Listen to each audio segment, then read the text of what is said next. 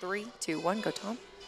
Hi, everybody, and welcome to Texas Wesleyan Ram Football's Tee Off to Kickoff, presented by Moritz Family Dealership, driven to protect our Rams, live from Bear Creek Golf Club in Euless, Texas, just outside DFW Airport. I am Tom Duerr, and I am excited for what will be a phenomenal morning broadcast for all of you, no matter where you are watching, and I'm excited to welcome in my partner for this morning. It is the new head coach, the newly minted head coach of your Texas Wesleyan Rams, Fran Johnson. And Fran, it is more than a pleasure to be with you this morning. And first of all, congratulations. Thank you. On moving into the head role, and just take us back to that day and what you remember feeling and thinking when you were named head coach. Honestly, I was the interim head coach for I think like 2 or 3 weeks leading into that. All I knew what to do was just operate as normal and just do the best I could. And on March 9th, they decided to make the decision that I was going to be the head coach. And I think there was a lot of relief within our program, our coaches, our players, supporters. And it was just, like I said, it was very seamless. And that was the most important thing in keeping continuity with our program. And we'll be joined by a number of guests this morning, Ricky Dotson being one of them. But one of the things he said when the announcement was made is it was a natural decision. And for me, reading that and reading into that, that doesn't necessarily mean natural decision as you were already in-house. You were in the program. But there is something that they feel you bring to this job and to this program that is something that they want to continue going forward into the next era, an exciting new era of Texas Wesleyan Ram football. Right. I think the biggest thing is just the relationships. Building relationships with not just the players and the coaches, but across the campus, and us working with the school and the school working with us, and us rowing in the same direction. Talk to us about the program as you have seen it develop. You've been a part of this program now through a few administrations. And a couple of different roles. But as you've seen it develop over the past, 6, 7 years and 10 going back to when it was reinstated, what excites you the most about where Texas Wesleyan Ram football is right now? Honestly, that no matter what we've gone through, good, bad, or ugly, people are still supporting us. They're still proud of their Rams and what we're doing and what we stand for. And we've been fortunate over the last 5 seasons that we've gone, I think it's 41 and 13 or something like that. That's a pretty good run, and you throw some conference championships in there and things like that. So winning obviously solves a lot of problems. Sure.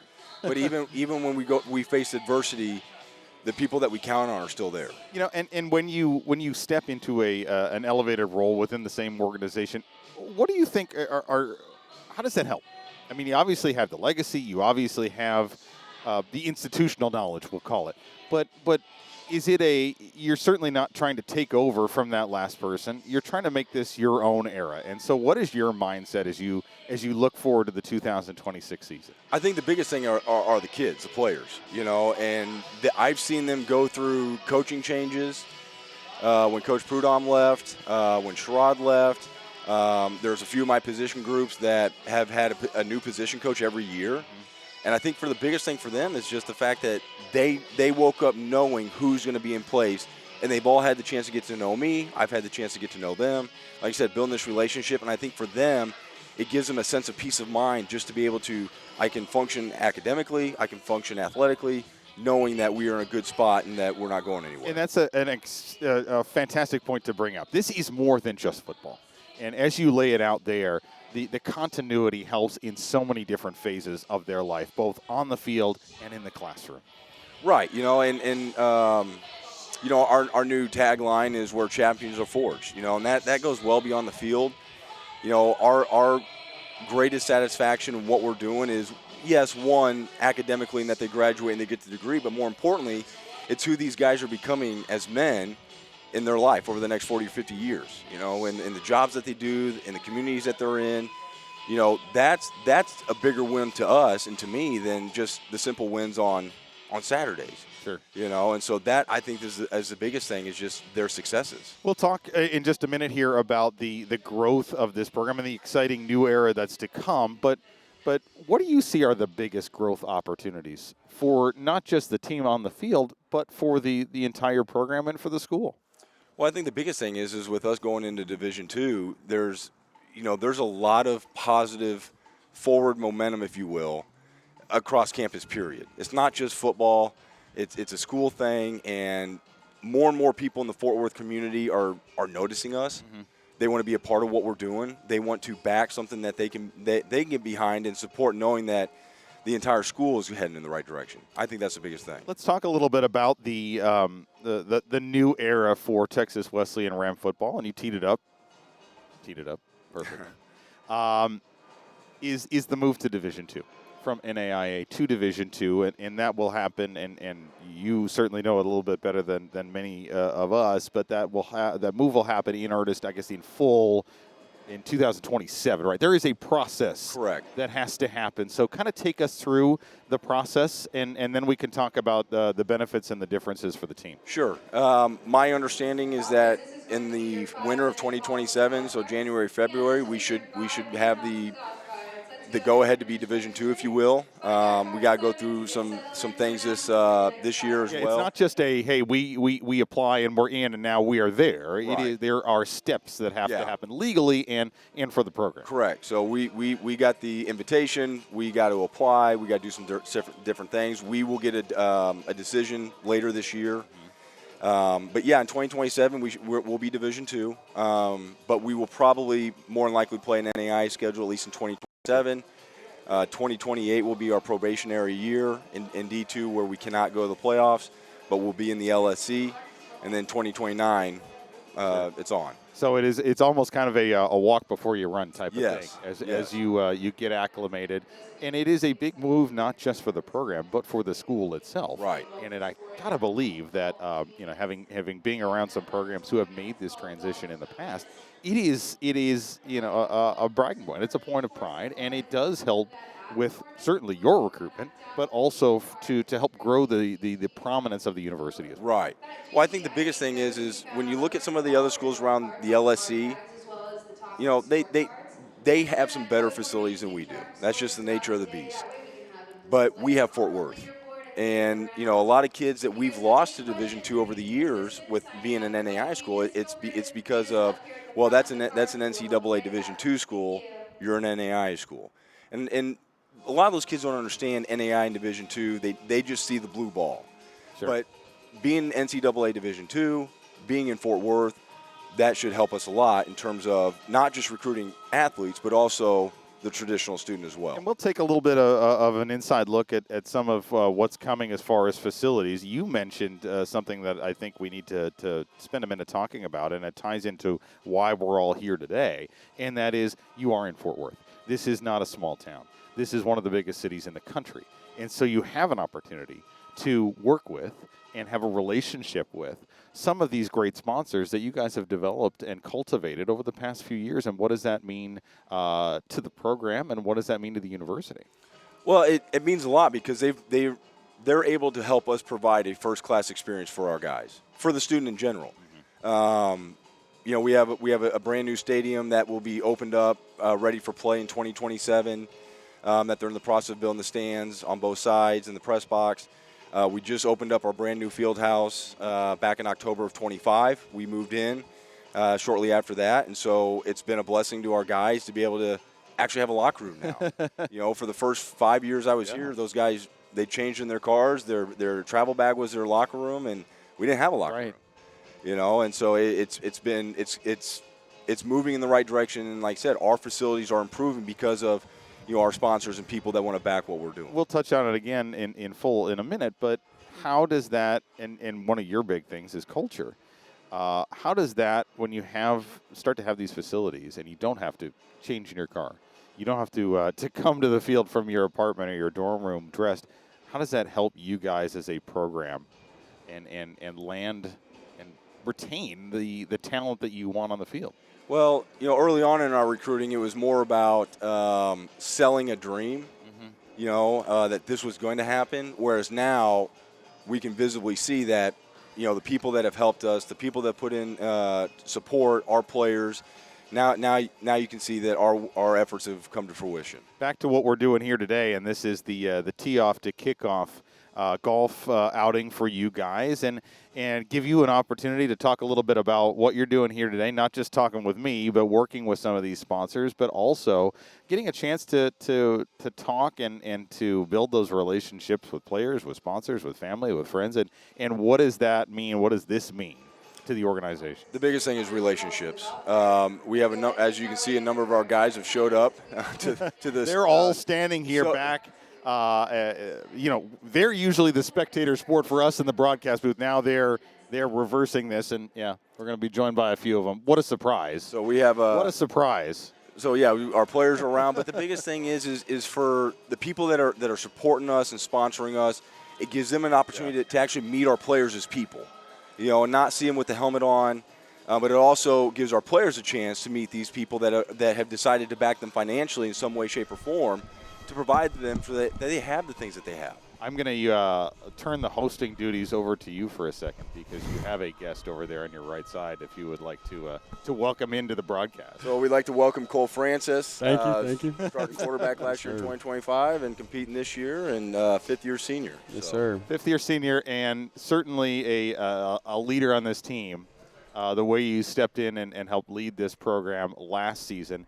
Talk a little bit about what you've seen. We've talked briefly about the program as it's evolved over the past few years, and your view of that, and your view now as you go into 2026, but also look beyond, long after you're gone, what this program is going to mean to the university and to the city.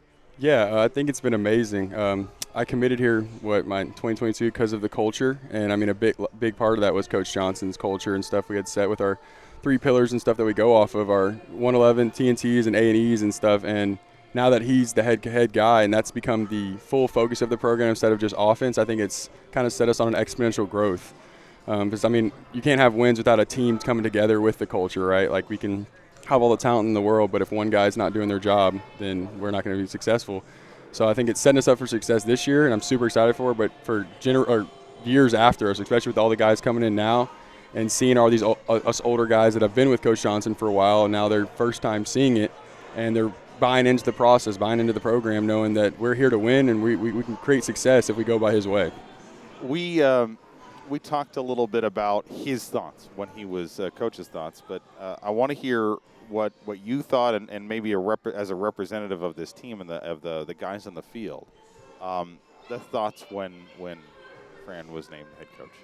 Overly excited. I mean, I think we all thought Coach Johnson has deserved it this entire time. We've had great head coaches all the way through, but I think we all thought he could have stepped up at any time and taken that position. So I think now that it officially got named and he was really able to step into the position, I think we were all super excited, just because we've all been bought into him since our freshman year. And now that he's the head guy and it's what he preaches is the base and the foundation of the program, I think we're all as excited because we know the success that's going to come. And I mean, he's more than just a coach to us. He's teaching us to be better men, and like they talk about, football ends, but we still have stuff after that. And so they're setting us not only to be great football players, but to be great men and have great lives. We mentioned earlier we're going to talk about culture, and that is a huge foundation of what you bring to the program. And when you hear things like that, when you hear your message resonating with your players and will travel on down the line, what does that mean to you to have your message almost be repeated back to you? At the end of the day, I'm going to come across a number of kids, as I already have, and if I only impact one of them to be a better man in his life, then I've done my job, and I can sleep easy, knowing that I had an impact positively in someone's life so that they could be a better person for somebody else. What does the culture mean to you guys in the locker room and on the field to make sure that you have that foundation? I think it's everything, because I think without a culture, you've got just a bunch of guys that like to play football. And that culture, I think, is almost the glue that brings us all together and gives us the one thing that we're all striving towards. Like, we always have something to fall back on. It's our goals in the weight room. It's our goals in the field. It's everything. It all ties back to one singular point. It brings it all together. And I think without that, you're kind of just like lost puppies running around, athletic lost puppies. So having that, I think, is really the thing that holds us together and keeps us going. Let's talk a little bit about you and your trajectory coming into this 2026 season. What excites you the most? So this is my last season here, so I know it's everything I do is the last, right? So it's all out there. I mean, obviously it's been all out always, but I know there's nothing else after right here. So I'm excited just to get to play with these guys, especially a bunch of the guys we've got coming in, freshmen, transfers, everything, and guys that I've been here with since my freshman year. We're all getting to play together and stuff. It's just been such a fun time, and I'm just really excited to get on the field. We had a great spring, great summer, and it's been awesome. I got to ask, as college athletics develop and as transfers happen more often at your level at the Division I level, how does that make it harder on you to develop a program, and how does it make it more challenging, or does it make it more challenging to lead on the field with a guy? You have your nucleus, but you have a lot of different groups of guys coming in. Let's start with you. Well, I mean, the biggest thing is I try to preach and talk about commitment and loyalty, because that's the way the real world works. Not you get to, I don't like my job, I'm going to move on and do something else, because you can start back at the bottom anyway. But I've been blessed that being here or being at the previous spot, that those kids have chosen to stay. The issue is if you have constant turnover, it's very difficult to get people and a group of people to buy in to what it is that you're preaching, because they need to know how much you care before they care how much you know. Yeah, I agree. I mean, it's definitely harder when you're having a different guy every single time you turn around, but I think we've been blessed here to have guys that have stayed very consistent. But I think with guys coming in, it makes it to where I try to challenge myself to become a better leader every time, because now I've got a new group always like that I can work with and try to lead a different way, because everybody needs to be led a little bit different. One of the things I wanted to talk to you about coming off of last season was a bit of a unique situation where you were kind of thrust into the starting role in the middle of the season, but it was one of those where you seemed to, at every turn, rise up and meet that challenge. How much personal growth came from last season, came from what you experienced, what you went through, and quite frankly, what you were tossed into? It was a lot. I mean, like you said, I was tossed into the fire, but I think I was overly prepared with Coach Johnson and Coach Glover. They prepare us as if we're the backup, the starter, or the third string. You're preparing as if you're going to play that week. And so when we were tossed out in there in the UTRVG game, it was obviously the first drive, get the nerves out, but after that it was kind of like, all right, let's just go. You know what I mean? It's football when it comes down to it, and we know we're capable of because of the preparation we've done, so it's just going out there and just executing. Not just Cole, but Paul and some of the other guys who are sitting over here. When you saw shades of the 2024 offense come back last year when Cole took over, take us through what you guys were thinking in the coach's room when you saw some of that growth and the acceleration starting to happen. Well, we felt that when Cole got in there and took over at the helm, we felt like there was a more cohesive unit at that point in time. And his leadership showed that. He made sure and we made sure to keep everybody level-headed and just to continue to work 1 week at a time, because that's all we can take care of. And so we were able to keep guys grounded and be able to function at a high level, being consistent. My broadcast partner on the TV games, Greg Blazer, loves to call you Sunshine. Has he told you this? Yes, he gave me that nickname my freshman summer. I used to have hair down to my shoulders. I used to have hair. Go on. So he gave me that nickname then, and he's the only one that's ever called me, and he sticks with it every time, but I love it because it's just from him. All right. Well, we appreciate it. Thank you for coming over. And sure. I think we'll wrap with you with, we're going to talk a little bit about the momentum and some of the cool things that are coming your way for the program, but you're not going to get to play in the new stadium, but you get to benefit from the field house.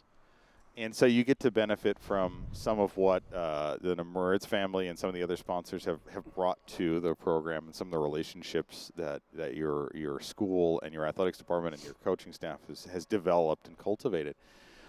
When you see that, and when you get to experience the taste of it, knowing there's more to come, what does that mean to you as a Ram?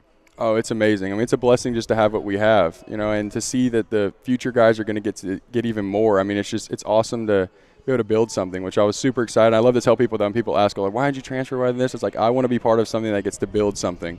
And I feel like that's what we've done in my class and stuff, is to be able to help build on that foundation and continue on. So knowing that these guys will get to play in a stadium on campus, and we get to practice in it, which is amazing, and having a field house, sure. It's a blessing. It's amazing. All right, so here's the deal I'm going to make you. After this season, I want to make sure you come back, and we'll pull some strings over here with the with Bull Rose Productions, and I think there's a way probably to incorporate you so much. into the broadcast in the future. So awesome. Thank you so much. by. Yes, sir. It's Yes, great sir. to see Thank this you. morning Yes, and sir. excited for what's coming up here in the 2026 season. Yes, sir. Who among you guys do you feel is going to be, and I gesture back there to the rest of your teammates, who is the best golfer amongst? Oh, right here? Yeah. Shoot. None of them. I don't know, to be honest. I'm gonna go with Pola. I feel like Pola just has some crazy tricks up his sleeve. Okay. Maybe. Right. I really don't know. I don't know if any of us here play, to be honest. But I'm gonna go with Pola. We're gonna say just Pola could just. He's a pretty athletic dude. All Let's right. go with Pola. Hey, that helps. It's not everything in golf, but it does. All right. Appreciate it. Thank you. Yes, sir. for Thank you so dropping by. much. Thank you. Thanks to the rest of the guys who are standing off camera there, gawking in like they've like we're at the zoo.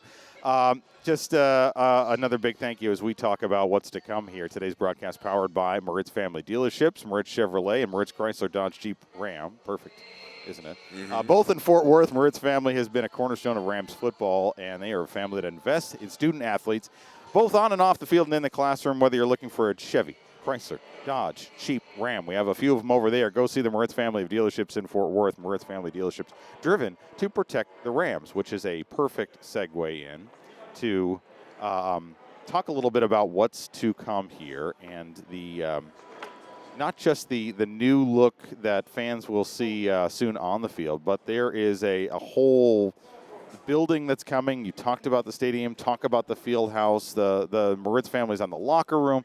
There are so many things coming here to be excited about. Just what of those things that are coming excites you the most to have? You have the locker room now. The field's coming.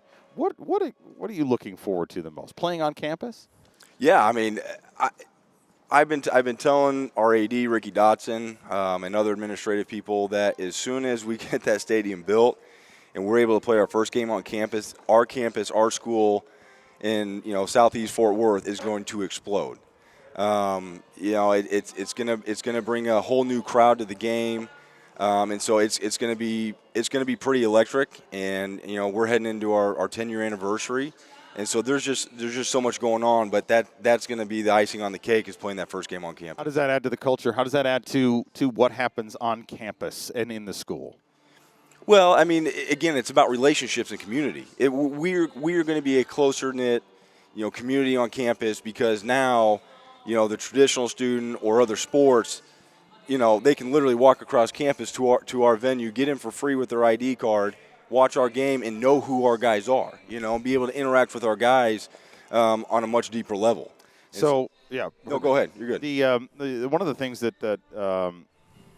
outside of just a nice to have and maybe a luxury is this, and it's something from the Moritz Family Dealerships, a $50,000 gift for new safety certified helmets for every player. That is not just a nice to have. That is going a long way to making sure these kids, these young men, have the equipment they need to play the game well, but also play it safely.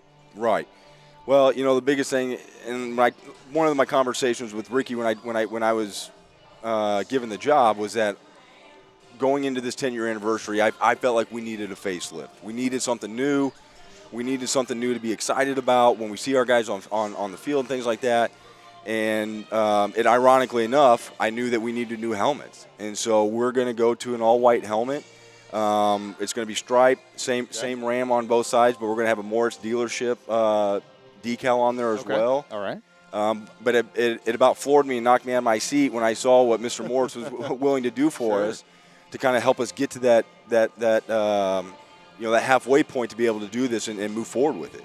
And again, certainly much more than just a nice to have, much more than an aesthetic. It is a representation of the fact that the program is taking care of the guys who are out there representing the program. Right. And I have to imagine that does help when recruiting and talking to players. Like, we are committed to you guys on the field, but we're committed to make sure you are you feel good, you feel safe, you feel protected, and you feel like this university and this program has your back. Yeah, absolutely. And, it wasn't just because, Moritz has a relationship with Texas Wesleyan, supports other endeavors at Texas Wesleyan. Ironically enough, my relationship with Moritz actually goes much deeper indirectly because of where his parents went to school at. It was a school that I went to, and they have helped that school in some ways as well. And so when Moritz came over to see the bare bones of the field house, he had called the president and said, I need to meet the guy that's a Benedictine Raven.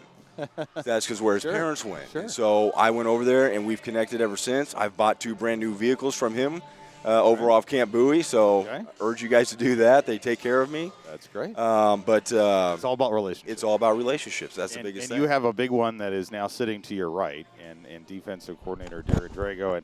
And let's talk a little bit about the structure of this 2026 coaching staff. You're head coach, but you're also retaining the offensive coordinator title. Correct. This is you're literally your right-hand man over here. Mm-hmm. Welcome into the broadcast this morning. Thank you. And Thank you. talk a little bit about working with this guy and what that means to you and has meant to you and will continue to mean to you here at Texas Wesleyan. Well, when I first came in, Coach Fran and I were meeting. I guess I was about a week.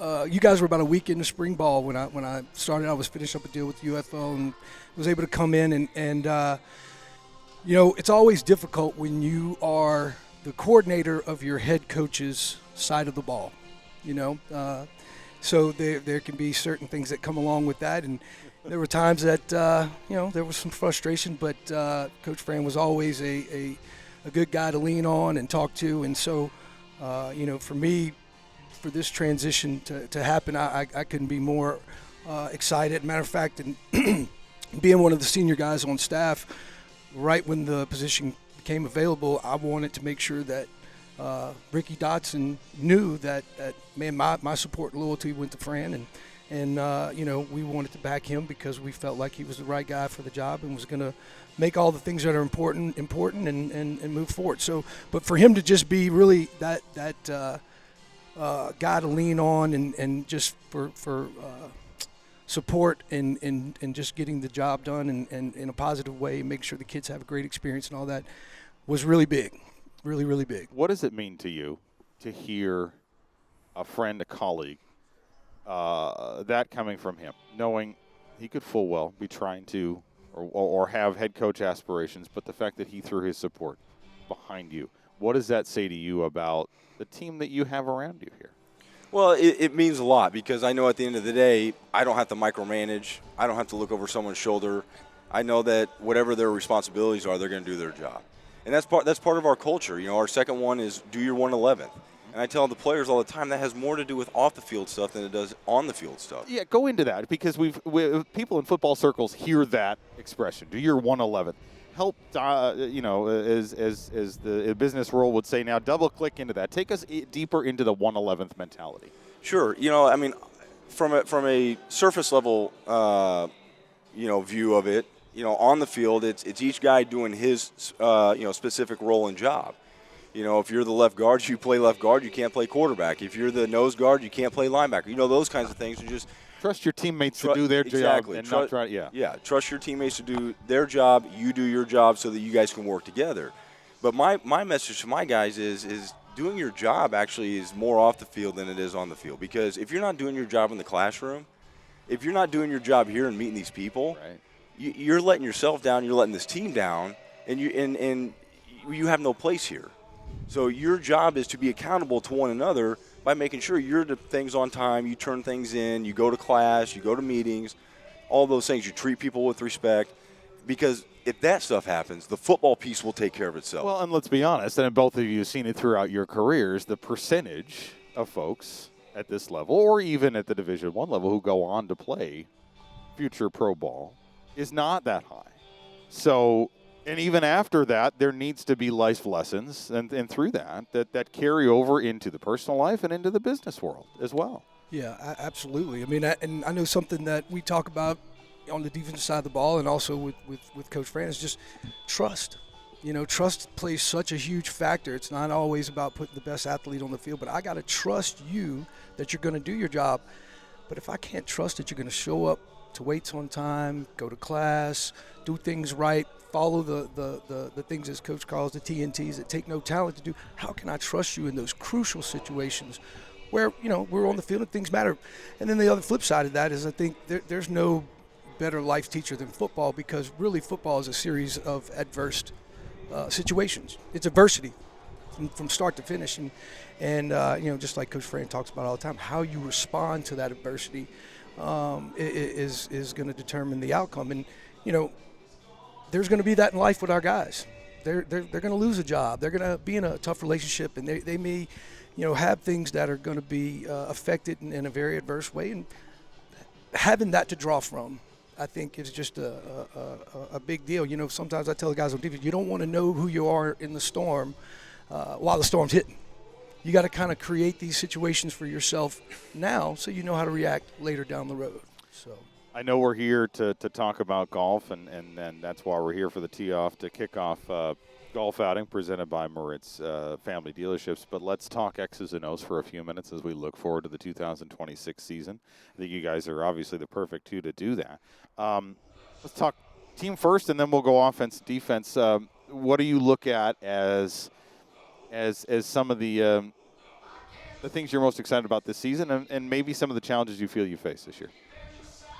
Well, I mean, the biggest thing is I just think, again, it goes back to getting this job and just the sense of relief and excitement that the guys in the program had at that moment. I'm excited to watch these kids just play football and not have to worry about, even if I do something right, am I going to get yelled at or chewed out for? Like, you're going to make mistakes, but I just want you to go play football and have fun. We coach a game, and it's usually the coaches that root it for the players, and I don't want that. So I'm excited I'm just excited for this team to just move forward, a new look. We've got some things for the defense, and so they're excited about these things. I just want them to enjoy the game. Let me ask you both something, and it's kind of something that is I've carried over to the working world, to fatherhood, as you guys have, and I've been involved in the game now from the broadcast booth for a number of years, and 10, 12 years, you guys on the field. There's a difference in the types of mistakes you make. There are mental errors, yes, but there are effort-based mistakes. And tying into what you just said about not getting chewed out for effort-based mistakes, how much does that play into the minds of, we're still dealing with 18, 19, 20, 21-year-olds who are on the field for us? Yeah, I joke around about it all the time. Our livelihood depends on 17 to 23-year-olds. And, I mean, it's – there's a lot of growing to do, because age doesn't mean you're a man. Exactly. And so it's just, you got to be patient with, what we signed up to do. And so, but these kids are good kids, and they're going to make mistakes, just as we as adults make mistakes. But they know that they can come to us. They know that they can talk to us. They know that, for the most part, they're going to get a second chance, and that's the biggest thing, is that they need to trust us. So if something does happen, they can come talk to us. What effort-based mistakes in you? Yeah, and I think the first part of it is the guy, from our standpoint, we have to give the guys a very clear, concise expectation of what the standard is. Right. And I think once we can explain that in a way where they understand it, and then you go out there and it becomes a part of your practice habit, part of your practice routine, then they understand. I tell them all the time, if I want to gamble, I'll go to the boat. I'm not gambling on Saturday to see what I'm not going to just throw you out there to see what I'm going to get. You're going to show me Monday through Friday who you are, and if you can, execute the things that we need executed at that standard with the effort we need to be successful, or I'm not putting you on the field. It goes back to the trust part, and we say, what is trust? Trust is truth over time. So who that guy is over a period of time, you can trust him to be, especially in the situations in games when they're live bullets. When the heat turns up, those true colors get revealed sometimes. Right. So, again, being able to create those things in practice to see who that kid is, you should have a pretty good idea what you're going to get when you put them on the field as far as effort's concerned. Mental mistakes happen. You try to eliminate them the best you can. But they're also growth opportunities. Absolutely. And you don't grow sometimes unless you make those mistakes. That's exactly right. That's right. Sometimes them making those mistakes is the best way for them to learn, because they see – this is why we tell you to do it this way. Because it's like I had one of the linebackers the other day ask me, Coach, don't you want me to just take that guy vertical, take him up? I said, that receiver? I said, well, let me tell you what. I'm not saying you can't do it. I just don't ever want to know. But him trying to do that in practice proved he can't. That's why that's where the mistake is, because we have something set up. Somebody else, it's a better matchup. So those mistakes happen. They go, oh, okay, now I see. Yeah, matchup problem, scheme problem, whatever it is. Those mistakes are definitely a way to learn. But effort, boy, that is just such a big part of what we do. It's hard to really accept or deal with those. But I think it just goes back to how you practice. Well, the message that subliminal or otherwise direct, that knowing that you have their backs to help them learn from those mistakes, it goes a long way to building that culture. Absolutely. Let's talk about 2026. What's this offense going to look like this year? I mean, the foundation of who we are will be the same. You know, I'm not going to, all of a sudden change and abandon my philosophy, how we operate. But there are going to be some new pieces at different positions. We're going to look at some different schematical things that we're going to try to implement. So I mean, my biggest thing is that we're efficient. Yeah. And if we're efficient and we're consistent in what we do, and it's easy for my guys to understand what we're doing, we'll be fine. Right. And so we're not going to overcomplicate things. And faster starts in a few circumstances too. Yes. Louisiana Christian last year, that was a game where it took until the second quarter. Right. To get into a groove. Yeah. And so fast starts. How about on the defensive side of the football this year? Pretty much the same schematically, but I think in a lot of ways we're going to have some young guys. We're replacing a lot of good players that we lost on the defensive side of the ball, in the back end as well as up front. And so with that, I think the task, of course, this spring and as we move forward, and has been to just play fast, play violent, and really remove the thinking. So in order to do that, we may have to be a little more simplistic in what we do, but to get that, because we do have some very young guys that are talented players, and to complicate things for them is not really how we want to go about it. So we're going to try to really do what we do, get very good at executing the things that we need to execute, but we want to pretty much cater to the guys that can go out there and make plays for us. And if we're able to go out there, and whether we bring 2, 3, 4 calls into a ball game is not my concern. What my concern is, can we go out there and execute, play fast, be violent, and do that without a whole lot of thinking or processing needed? And when you have young players, that's kind of the aim, because I do think we have some young ones that can help us. So what is this I'm hearing about what's been told to me or described as a turnover belt that's coming? We've seen them. I've seen them on the sidelines in different places, but it is more than just a cool thing. What does it mean? Well, I know to us defensively, we do a turnover circuit every day. It's a huge part of who we are, our identity, and what we try to do and tell the kids is we try to give the offense the ball back as many times as possible in the best situation as possible. And so again, that standard set that we really, really prioritize the turnover margin. And if you go and look at stats from, you can go back as far as you want, but I can promise you're winning that turnover margin, you're winning more ball games than losing. And so that right there in itself is why it's such a very big part of who we are on defense. But at the same time, when you have that belt, man, you're putting your money where your mouth is. Now we're saying, hey, we have something we're going to celebrate, and we're not just going to talk about this. We have a true way to give praise to it, because we know it's going to help us be a better football team and a better defense. And the guys love it. The guys enjoy it. And it just brings the vibe and the whole That's exactly energy where up. I was going next. It brings, yes, there is a reward part of it. There is a football, a tactical mentality part to it. But it reminds these guys that this is fun. Yes. That they should be absolutely. out there playing to have fun. Absolutely. And that's a big part of the culture. And so one other question for you. Are you comfortable golfing, spending Friday golfing in front of your boss?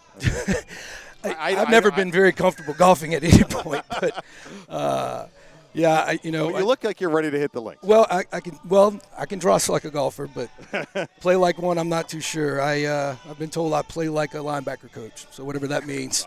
What it is, again, it's all let's just say my short game's not very good. It is all about a drive for show and put the dough, and so the dough part is lacking. Great to have you with us. Yeah. Thank you so much for joining us this morning. And it is it's certainly great to be surrounded by the guys who are helping you build this culture. And that's all about what today is today. And we'll give a quick thank you to a top-tier tournament sponsor here for the golf outing, and that is the Ramel Company of Fort Worth. Top tournament sponsor, Russell handles construction management, project management, and development consulting. Pardon me. If you spend any time around the new Texas Wesleyan Ram football field house, you'll see their work firsthand. Ramwell Company, built to back the Rams. Speaking of partnerships and developing partnerships, we have a new broadcast home for our TV games this year, and it's going to be on Fox 4. And so we certainly welcome that partnership. And listen, it is a whole hell of a lot of fun for Greg and for me to do these games, but it is also meaningful to have these games on TV locally so that you can reach more fans. Yeah, absolutely. I mean, for us to be able to, do 3 of our games on TV and here in Fort Worth on Fox 4 is going to be tremendous, And again, it's about the momentum that the school is getting, with everything that we're doing and the football program and the positive changes that are happening, and you're adding now TV exposure. I mean, it's like the perfect storm. And it's worth the investment. It is certainly for us, the investment is there, and we have a great time doing it, but it is certainly worth the investment to help grow the culture, grow the brand, to become recognized not just in Fort Worth, but across the Metroplex and just tangentially. I've seen that from when I've had conversations about my involvement with Rams football. There isn't a single person who asks where Texas Wesleyan are. I've heard they've had a really good football program. All these conversations and all these things are being brought back every time I mention the program, and that's got to be pretty gratifying for a program that is still trying to build for that next generation. Yeah, it's interesting because when I first got here, people say, where do you work or what do you do? Or, I'm like, I'm at Texas Wesleyan. And like, where's that? Yeah. And they're like, oh, really? I grew up like 10 minutes from there. Right. I didn't even know it existed. Right. Now I hear they're getting a new football stadium. Yeah, now it's, hey, new field house, new stadium, going to Division II, I saw him hang 70 on a team last year. Yeah. Those are the conversations that are happening. Right, correct. And it's not, and honestly, it's not just football. We're very successful in a lot of different sports. I mean, the last, you'd have to ask Ricky, but the last 2 or 3 years, I want to say we've won 6 or 7 conference championships across the board. And that's impressive. Sure. To win 18 to 22 conference championships over the last 3 years in all athletics. We also have, as part of the new TV partnership with Fox 4, is we have a weekly show that the two of us will be doing together. I hope they briefed you on that. I hope I'm not surprising you with that. Yeah. We have a weekly show that the two of us are going to do together. I did ask, now in the day and age of AI, to help come up with some possible names for the show. Ashley here does not know this, but I want to run some of them by you. Okay. Just to get your first reaction of some of them. First one would be Rams Up. It's pretty standard. Pretty standard. Okay. How about First and Fran? No. No, we're not doing First and Fran. Okay. How about this one? Fran and Goal. First and Goal, Fran. No. Okay. How about this? I don't want my name attached to it. Okay, but what if we do this?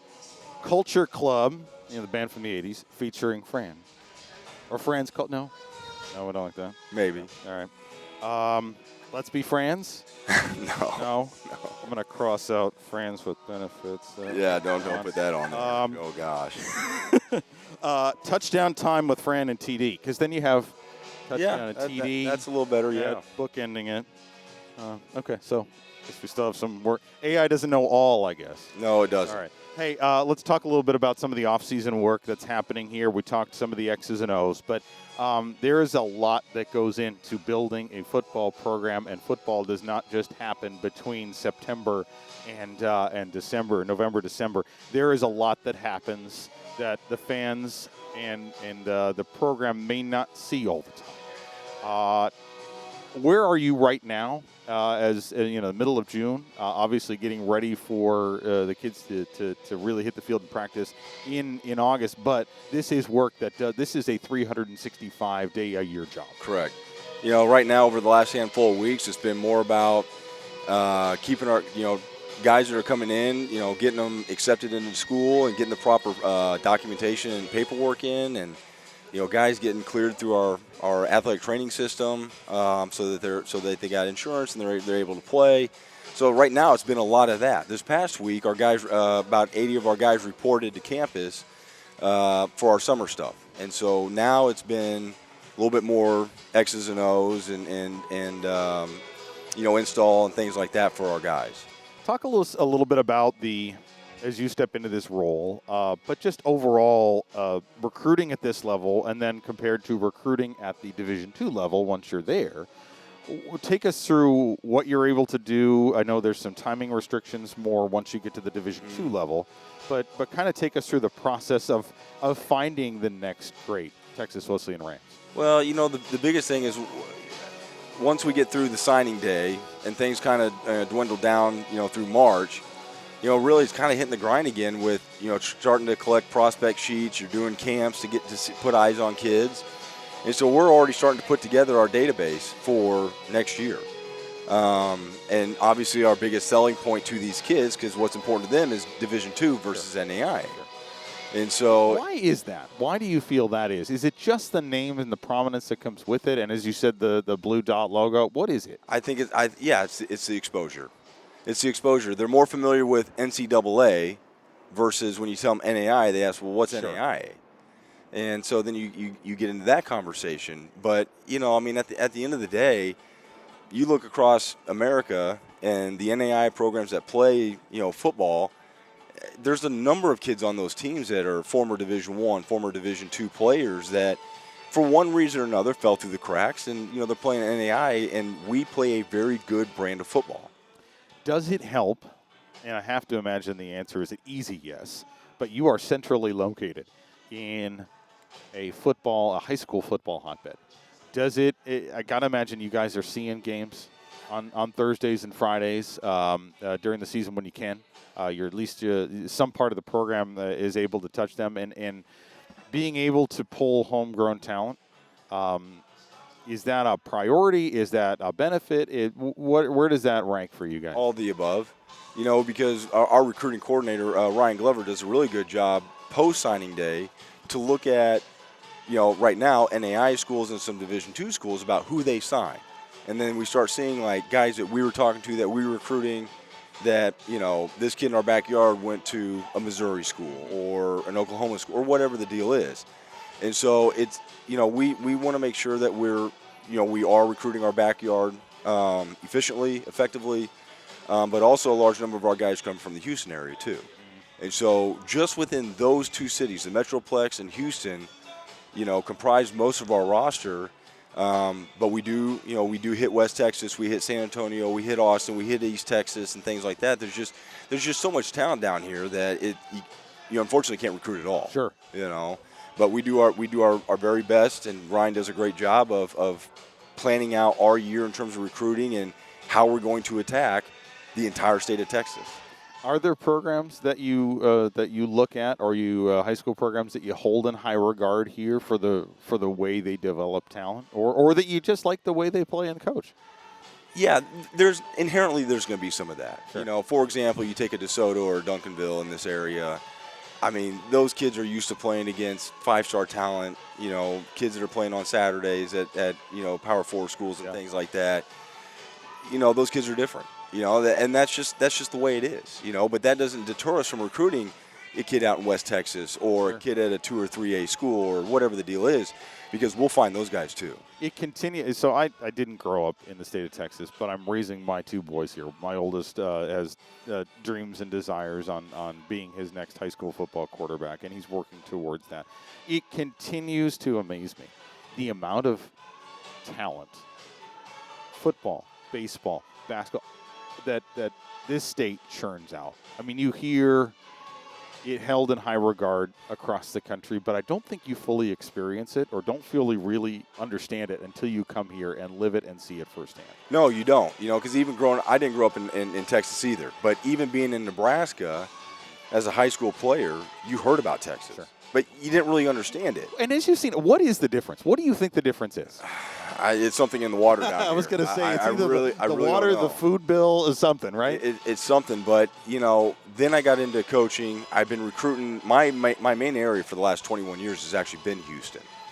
And then when I got down here, started recruiting Houston, recruiting DFW at my previous school, it just blew me away, just the talent pool. Sure. And just how cultish, respectfully, football is down here. And I've even joked around that in some ways there are some programs that are, small college type atmosphere. Absolutely. It really is. But from the field house that I'm sure you guys were a little bit jealous of for a little while too, that these high schools have those resources. But it is ingrained in these schools. It is ingrained in so many of these kids watch these high school players, their brothers' friends, whatever, as they're growing up too and want to follow in that footsteps. Well, they build that pipeline. In those younger kids' eyes, they might as well be watching the NFL. That's how some big, of them are as big as and that's how big this is. And a lot of my staff that is with me now, they're not from the state of Texas. Sure. But what they're coming to realize is that in all 50 states, there's high school football in those 49, and then there's high school football in Texas. Yes. It's just different, And there's other states that will claim like, oh no, we're as good. Collectively, I would disagree. Anecdote time there. Years ago, I did high school football. I still do high school football on the radio here on Friday nights, but I did it for a school that is not far from here. It is in Flower Mound. I won't say which one. And they had a quarterback who was highly touted, and I still remember his first Texas high school football game. He came from Florida. And heard the hype and the coach talking to me about him and explaining who he was. And then came game number 1. And talking with his coach after that and him telling me, he just got his first taste of the difference between Florida high school football and Texas high school football. Yeah. So it is real. It is. Very real. Let's talk a little bit about a point of pride here, and I know that you guys are bringing a somebody really kind of noteworthy in this area into the program, and that's Russell Maryland. And what he's going to be able to do, and what he brings, certainly in the prominence of what this program is. It's interesting because I met Russell through the mentor program that we have here at Texas Wesleyan, and so met Russell through that, but there wasn't much of a connection. Just met him, and then when I went through the interview process 3 years ago for the first time, he was in on the committee, and so from there he and I really kind of just hit it off and have developed this really good relationship. And he's been great, and so down to earth what we do, and it's really taking the time to just spend time with our guys and speak life into them. And I've been blown away by that. Talk to us about the mentor program and how important that is in the culture that you're building, and certainly the planning for after football for a lot of these guys, and they'll be there soon enough. But why is it such an important part of Texas Wesleyan Ram football? Well, the mentor program, the best way I can describe it is it encompasses our tagline, where champions are forged. Because if we didn't have the mentor program and we didn't follow through with what I want to do in terms of making sure that these guys have success after college, then I'm failing those guys. And that's what this mentor program has meant to the football program. Is just, it's comprised of about 40 or 50 individuals within Fort Worth that have really, again, taken time out of their day to, mentor our kids and give them job opportunities, internship opportunities, shadowing opportunities, getting them connected with people, developing a network that has really paid dividends, such as a Greg Blazer.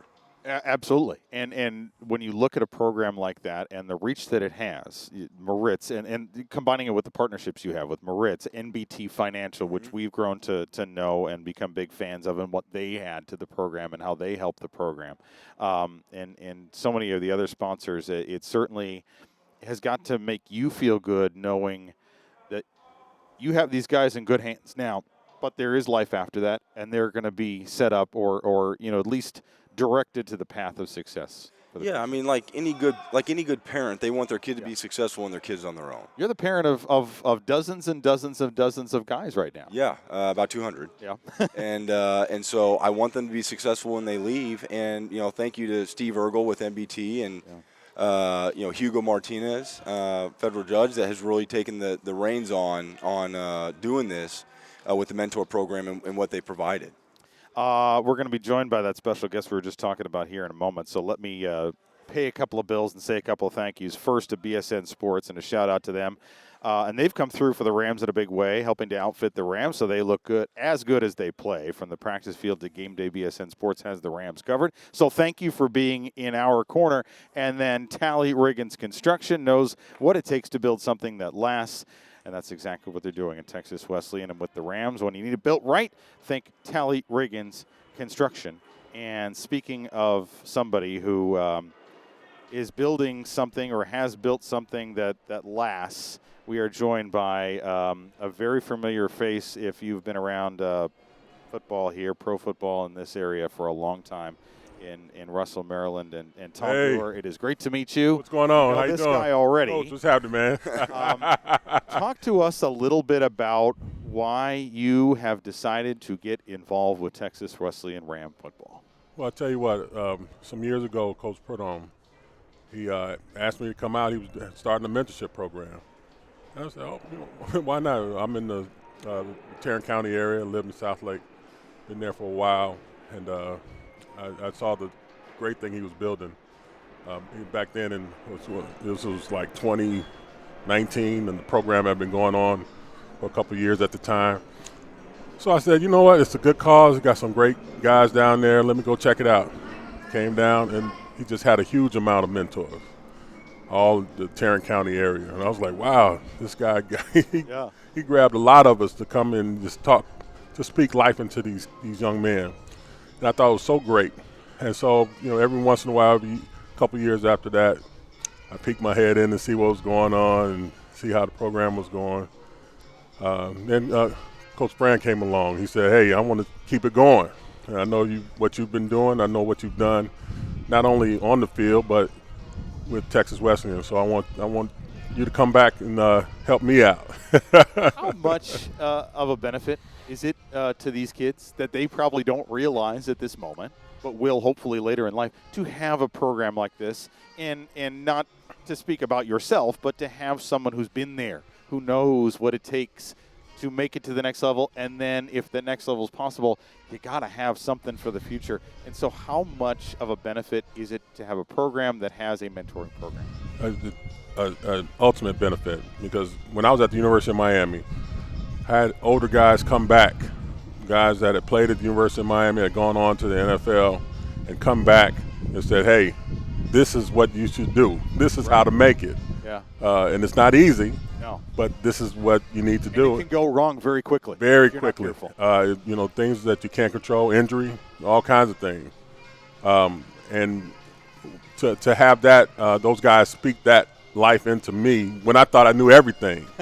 It's amazing how kids think they know everything. And that's the ultimate challenge, because at that age, 18, 19, 20, 21, you think you know it all. Oh, yeah. And you don't know jack. Starts earlier nothing. than ever. You know that. So to have a guy to come in and say, hey, I was like you once. And, it's different coming from like your father or coming from your coach or somebody that's close to you in your family. If you have a guy that has been through it, that's been to the highest level, that's been to Super Bowls like myself, and I could say, hey, well, this is how you should do it. And, don't come at them just like, hey, you're doing it wrong. Blah, blah, blah. This is how you should do it. This is what helped me.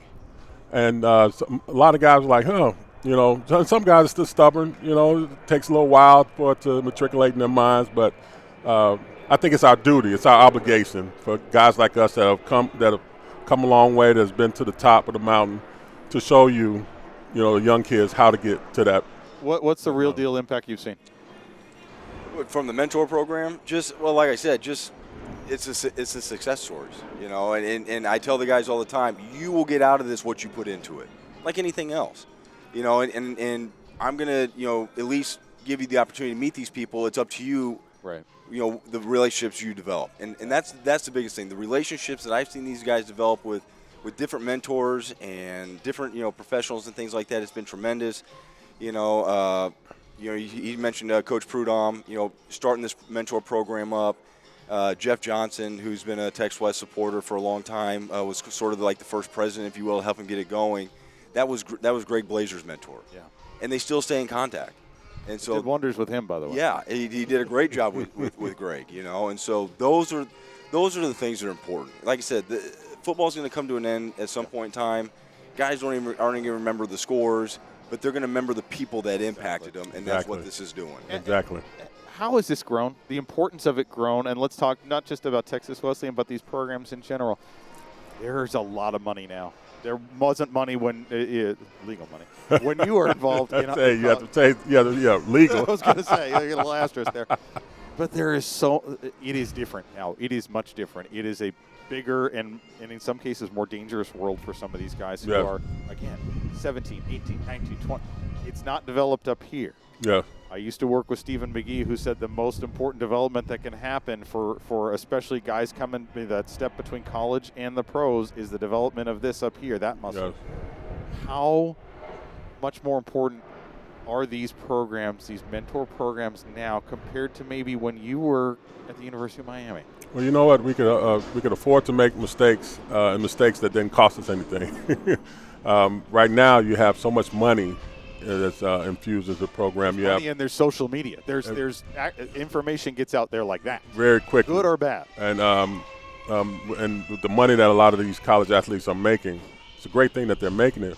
But you have to have mentorship in order to be able to know what to do with that money, know how to best use that money, and not only guys that like Coach said, that's not only football. I mean, football is football, but you have bankers in the community that want to come back and help. You have people in law enforcement that want to come back and help, and so you have football is going to end at one point in time, and the money, the collegiate money, is going to stop. And then real life is going to happen for those that don't get the chance to go to the NFL, go to the next level. Yeah.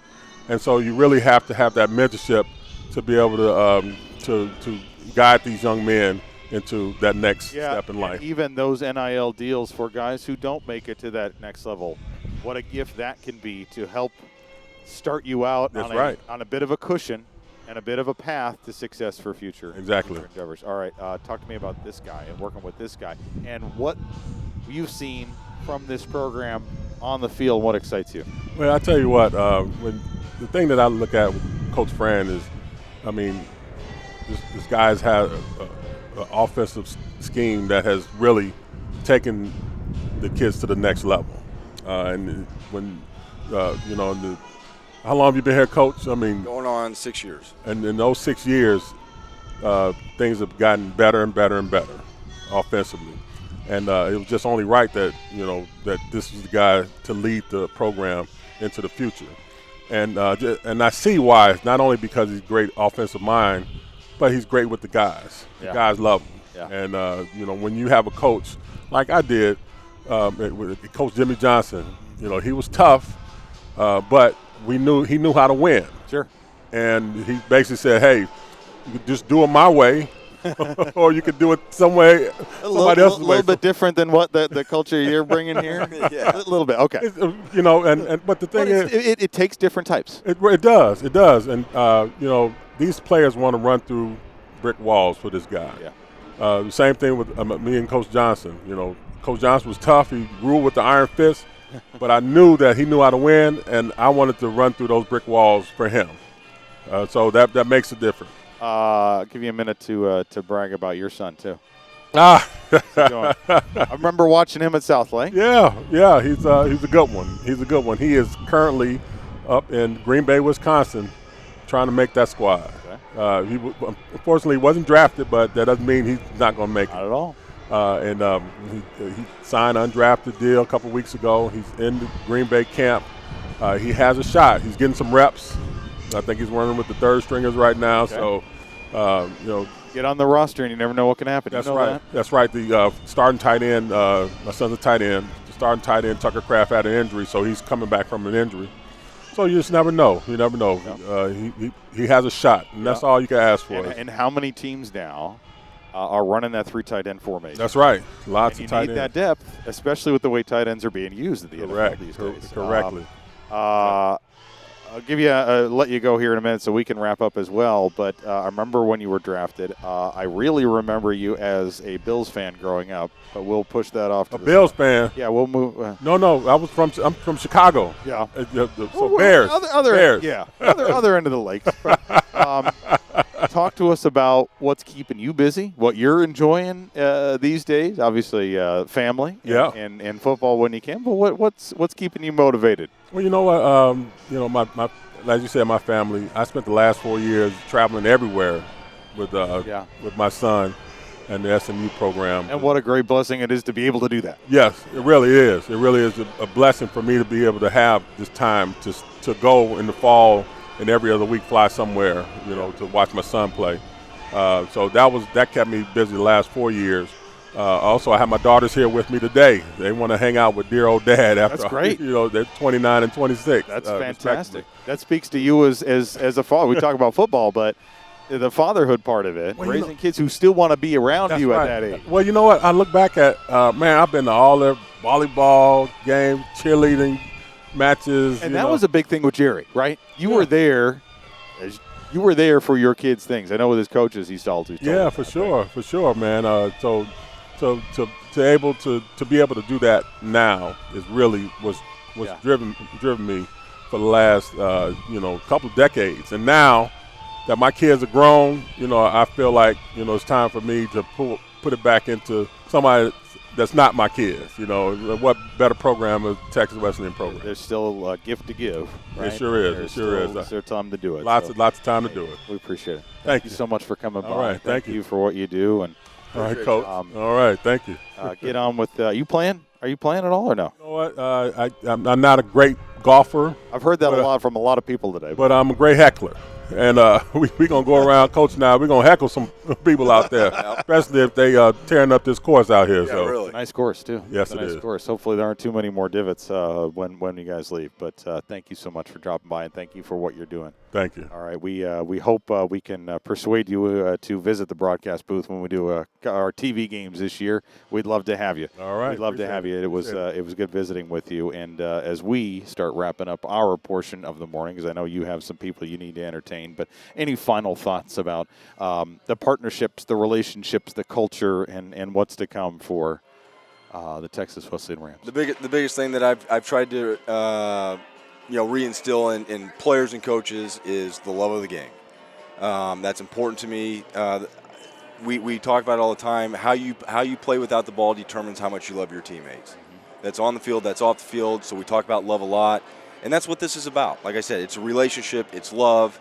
And, like I said, to see these guys be successful on the field, off the field, then I've done my job. All right.